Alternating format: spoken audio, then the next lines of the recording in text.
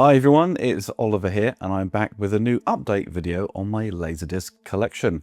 I picked up some titles from Japan and the UK, and first up we have Christopher Columbus, The Discovery. Now, I've never seen this movie.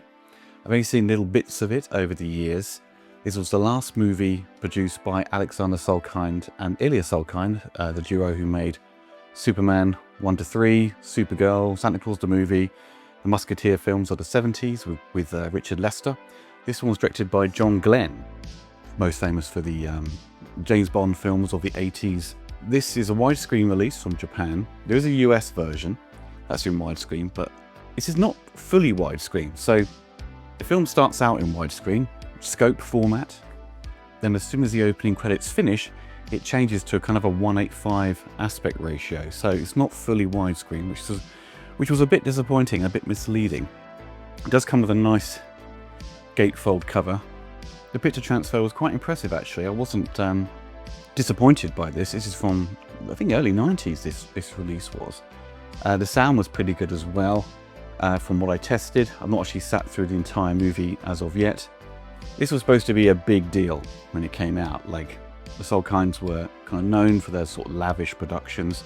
But this had production problems, money problems, cast leaving, or people had signed up and then left because Timothy Dalton was supposed to be in it and he got replaced by Tom Selleck. Marlon Brando's in it in typical lazy fashion with his performance. Written by Mario Puzo, obviously Godfather, and would pen the first script to Superman. At the time, this had a competition from Ridley Scott's movie 1492, and there was Carry On Columbus. Everyone was obviously celebrating the 500 years of discovering America. And this one kind of fared the worst out of the bunch. And I think the Salkinds tried to sue Ridley Scott and the production of 1492 because I think they either kind of stole ideas or something like that. You can Google it and find out, but they obviously lost the court case. But yeah, the last film they made, Ilya Salkind and Alexander Salkind had fell out during the production. And their relationship was kind of strained throughout the 90s before Alexander Salkind passed away in 1997. There's a great book about John Glenn's career as a director, making the Bond films. In this is the making of, or covers the making of, Christopher Columbus, and it's fascinating. An absolute shit show of a production. And the making of that film deserves its own documentary. So yeah, worth checking out if you want to read more about the making of Christopher Columbus. But yeah, so I was a bit disappointed, as you might expect, with the widescreen transfer in terms of giving the full image. I'll see if I can find the US version, which hopefully retains the original aspect ratio. Next up, we have Taxi Driver from the Criterion Collection. There was 2 releases of this kind of special edition version of Taxi Driver. One with a slightly different cover. I think it's the one where he's kind of pointing towards you, like he's the mirror sequence, I think it is, where he's in his apartment. And this one is the kind of classic image, but comes with a red design. This disc is somewhat notorious for having some laser rot. Thankfully, there's no laser rot throughout the movie, but when you get to the extras, it has the kind of flickering, kind of, you know, typical laser rot signs. Comes with a mono release, but includes the film soundtrack by itself and a commentary by Martin Scorsese. Now, this isn't really a great special edition. I think the best thing about it is the commentary, and you get to have the score by itself. But the rest of it's all kind of text-based imagery on the screen, so you just step through like a screenplay. You can go through storyboards and production photos. So it's kind of, there's no interviews on camera, like any behind-the-scenes kind of footage. It's just text-based stuff and archive material you can just go through. It comes with a nice gatefold sleeve, as you can see there, and it comes with a note from Criterion, like they used to do with their old releases. There's information about the transfer and saying about it's not encoded in CX noise reduction.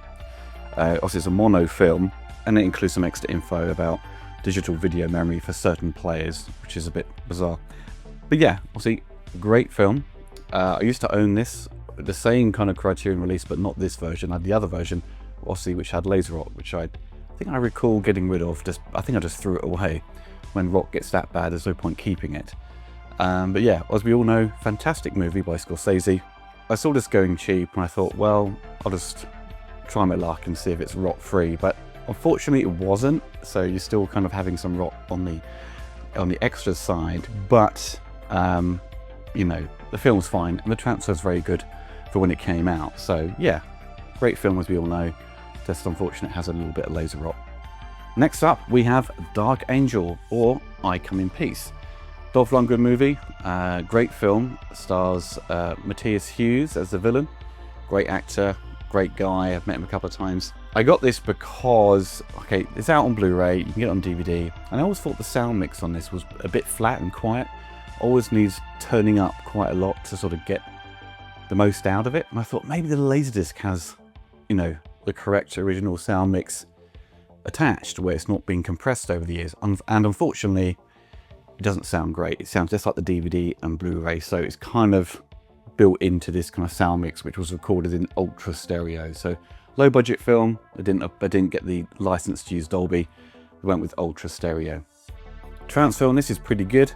It's not going to blow your socks off, but I think it was kind of nice and sharp, and the colours are pretty well balanced. A little bit kind of favouring the blues and stuff. There was a pan and scan release in America because it's called I Come in Peace, and there was a remaster of the film in the 90s for American market, and it's got laser rot. Unfortunately, I've never come across a clean one. I think there's a few people selling it for like $50, and it's like one to avoid. The US version has a great cover, but so unfortunately it's got laser rot. Maybe that improved the picture and sound, I don't know. This is in widescreen, and I got it for peanuts from a Japanese auction, but unfortunately the sound mix isn't as wow as I'd hoped. Next up we have The Omen. That was re-released on LaserDisc in 1995. This is a remastered version. It includes a theatrical trailer, full widescreen, and includes Jerry Goldsmith's score on the extra tracks. So this is a mono release. I got this because I had it on Blu-ray, but they never include the original sound mix anymore. It's the remastered like DTS 5.1, and I thought, I want to go back and listen to the original sound mix, and it does sound very nice on this, and the picture was pretty good as well. It was a bit of a faff trying to get this release. I had imported it from America, which I rarely do anymore due to the cost of shipping, but this was being sold for peanuts, so I'll just sort it, I'll pay for it. And then the guy didn't package it well, it just arrived cracked. I'll show you a picture on the screen. Then I had to basically pay a bit more for one that was being sold by a UK seller. So I was a bit annoyed by that. But yeah, it comes with production notes from the back, and yeah, I'm very happy to have this. It's a great film by Richard Donner, who obviously the success of this led to him directing Superman. It's obviously the best one out of the trilogy. Me and Rob Hill, the Bad Movie Bible, we had covered 2 and 3 fairly recently as commentary, so I think they're worth a listen. It's great it includes Jerry Goldsmith's Academy Award winning score. It's unfortunate Jerry never got an Oscar again for his scores over the years, because all of his music was incredible. But yeah, it would have been nice to have a commentary by Richard Donner for this, but he would provide one for the US DVD when that would come out, when Fox was starting to sort of, you know, put more effort into their home video products. But for this, I mean, Fox didn't do that many big special editions, and I'm surprised this didn't get something a bit more. But for the mid-90s, it will do. You know what I mean? Good transfer, and nice it retains the original mono mix. Next up, we have another title from 20th Century Fox, and it's Big Trouble in Little China. This is quite difficult to get a hold of. There's a couple of movies, like back catalogue films on LaserDisc from the early 90s that were kind of re-released in widescreen. This and The Goonies often fetch silly prices. The Goonies more so, and no idea why The Goonies is so expensive on LaserDisc.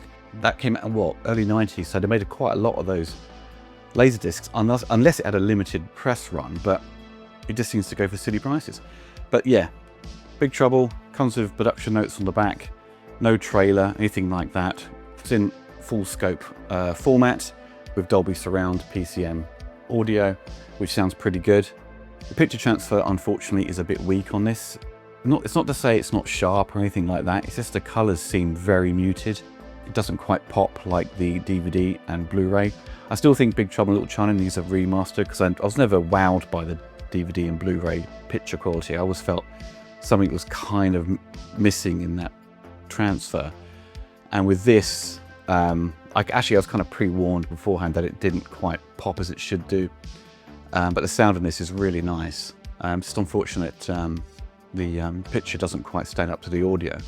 And there was a re-release of this for the PAL market, which has a really good cover. Perhaps that has a better transfer, but I've never watched a PAL version on LaserDisc. But hopefully soon, either Arrow or Shout Factory will release Big Trouble in 4K. Perhaps get something a little bit more visually popping with its color, more saturation, and but this, yeah, unfortunately appears very washed out. So yeah, don't pay too much for this if you're kind of hunting it down, hoping the picture's going to be really good. It's a bit lackluster. And lastly, we have Guyver Dark Hero from Japan. This goes for quite a lot on eBay, and just on a Japanese auction about a month ago, and I stumbled across this for like 200 yen. Buy it now, and it was sealed, brand new. So no longer sealed anymore, so it's devalued it. But yeah, look at that cover. Now that is amazing. Comes with a gatefold sleeve with a quite a cool kind of transparent OB sleeve that kind of slides on top actually. But I'll take some photos of the inside so you can kind of see a bit more detail. But yeah, look at that. Sort of making of sort of the film within the gatefold. And the back's a little bit bland, but inside it is pretty spectacular. This includes a making of at the end. On LaserDisc database, it doesn't include any sort of details about what was included with the LaserDisc. So yeah, I'm quite happy to stumble across the making of, and I think there's a trailer as well. Picture transfer, it's got the full scope image, I believe, maybe slightly cropped, not exactly a 2:3:5:1, but I'll show you on screen what it looks like. The picture quality is quite nice. It's a little bit soft. It's not as sharp as it should be. Color-wise, it's quite well balanced, and the sound is quite nice. It's a movie, unfortunately, you can't get on Blu-ray. You can only get it on DVD, and I think there's like a French DVD that was uncut, or maybe I'm thinking of the first one, actually. Yeah, I think maybe the first one has a kind of uncut version on Blu-ray in a different region. But I've got the Arrow release of the first film, but this one unfortunately hasn't been given that HD upgrade yet. So this film is kind of stuck on DVD and LaserDisc, and obviously VHS. But yeah, quite a nice transfer. It won't kind of impress you that much, but I think the DVD is probably a lot sharper, I would imagine. Which I did actually watch it not long ago on DVD, and it's quite nice. So it is a slight step up over this, but this, you only really want it for the cover, right? That is amazing. I love it. It's a proper manga looking design. But yeah, so I'm quite happy I got that for peanuts and didn't pay through the nose to get it. Well folks, that is the end of the update video. I'll probably have some more titles arriving in the coming months, but at the moment there isn't anything I've kind of got my eye on at the moment. Something I may see on Facebook or eBay and go, oh, I'll have that. But at the moment, it's kind of slim pickings on what I'm seeing. And I've pretty much got most of the titles I've been seeking. There may be the odd Criterion or DTS title out there. I still want the Dolby Digital release of Alien 3 that was released only in Japan. It was part of a box set, and then they were sold separately, but I can never find it sold separately. Well, there is one on eBay, but the guy wants $150 for it, which is like taking the piss. So I'm not going to pay that. I want it for like a tenner or 20 quid from, you know, a Japanese auction that kind of pops up and I just grab it when I can. But yeah, unfortunately not seen it. But anyway, folks, take care and goodbye for now. I hope you enjoyed the video. Don't forget to click the like button and hit the bell to be notified of my latest reviews. Big thanks to my patrons and YouTube members for supporting the channel. If you want to get involved and gain access to exclusive videos and take part in Q&As, follow the link below.